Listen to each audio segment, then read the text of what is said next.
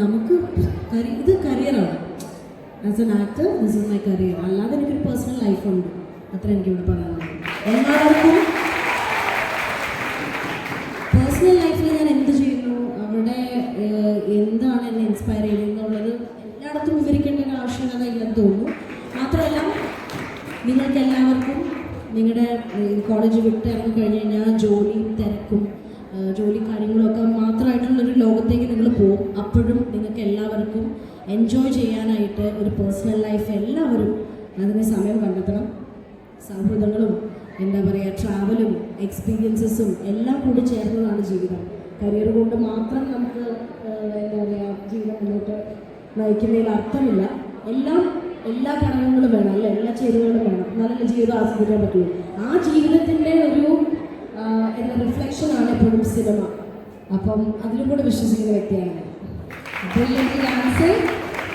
So I would like to ask you another question. ഒരു story കേൾക്കുമ്പം അല്ലെങ്കിൽ ഒരു സ്ക്രിപ്റ്റ് കേൾക്കുമ്പം എന്താണ് ആക്ച്വലി സ്ട്രൈക്ക് ചെയ്യുന്ന ഒരു ഫാക്ടർ? ഓക്കെ, ഇത് എന്നെ കൊണ്ട് ചെയ്യാൻ പറ്റും, അല്ലെങ്കിൽ this is what I want എന്ന് തോന്നുന്ന ഒരു ഇനി ജോൺറ അല്ലെങ്കിൽ സ്പെസിഫിക് ടോപ്പിക് അങ്ങനെ എന്തെങ്കിലും ഉണ്ടോ?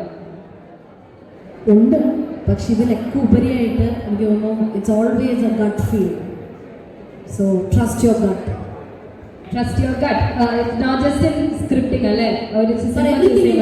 അതായത് ഇപ്പം എന്നെ സംബന്ധിച്ചിടത്തോളം പ്രണയത്തിന് പോലും എന്താ പറയുക ഇപ്പോൾ ഒരു ഐഡിയോളജി ഉണ്ടെന്നോ അല്ലെങ്കിൽ എത്ര സുന്ദരനായിട്ടുള്ളൊരു പുരുഷൻ നമ്മൾ മുന്നിൽ നിന്നാലും ഉള്ളിന്ന് തോന്നണ്ടേ? അത്രേ ഉള്ളൂ. അപ്പോൾ ഉള്ളിന്ന് തോന്നുന്ന ഒരു ഫീലിംഗ് ആണ് ഗട്ട് ഫീലിംഗ് എന്ന് പറയുന്നത്. അതെവിടെയാണോ നമുക്ക് അത് നമ്മളോട് സംസാരിക്കും. It's all about gut feeling. Yes. Okay, ഇനി അടുത്തത്. Do we have any more questions from കുറേ ഇതാറുണ്ട് അഫക്ട് ചെയ്യുന്നത്. അപ്പോൾ ഇവിടെ നിൽക്കുന്ന പല മീഡിയാസും അതിനുവേണ്ടി തന്നെ വന്നവരും കാണും. അപ്പം ഞങ്ങളാണെങ്കിൽ മഹാരാജാണ് കുറേ സൈലന്റ് ബുള്ളിങ് നേരിടുന്നത്. അപ്പം അങ്ങനെയുള്ളവർ നമ്മൾ എങ്ങനെ റിയാക്ട് ചെയ്യണം, അതിനെപ്പറ്റി ഒന്ന് പറയാം.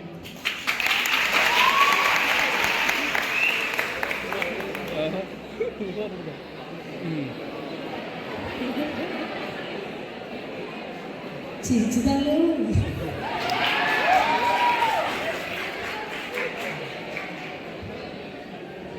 ഓക്കെ, ചിരിച്ച് താനെ നമ്മളെല്ലാവരും തീരുമാനിച്ചിരിക്കുന്നു. Okay, so do we have any more questions?